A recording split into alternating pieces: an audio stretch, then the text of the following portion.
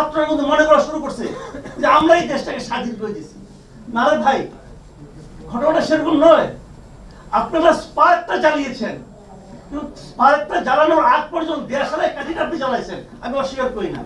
তার আগ পর্যন্ত এই যে আগুনটা জ্বলেছে, কাঠটাকে কেটে আনা, শুকানো, একসঙ্গে জড়ো করা, এই কাজটা গত 16 বছর ধরে দেশের প্রত্যেকটা মানুষ করেছে। তো তাদেরটাও আপনি একটু স্বীকার করেন। প্রথম ভুলটা হয়েছে আমাদের প্রধান উপদেষ্টা আইসা নিয়ে বললো যে আমাদের প্রাথমিক এমপ্লয়ার হলো ছাত্ররা। এটা উনি বলতেই পারেন না, উনি একটা মহা অন্যায় করেছেন। এবং এই যেটা বলেছেন, বলাতে সবাই মাথায় উঠে গেছে। রাশেদ খান যে কথাটা বলেছে, বিরোধ তৈরি হয়েছে, কেন হয়েছে, কেন হবে না? আপনি 2টা স্টুডেন্টকে নিয়ে উপদেষ্টা বানাই দিচ্ছেন, ভুল করেছেন। আরেকজন উপদেষ্টা, সে নাকি সক্রেটিস নিয়ে আপনি বানাইছেন আপনার উপদেষ্টা, ভুল করেছেন, সিম্পলি ভুল করেছেন আপনি।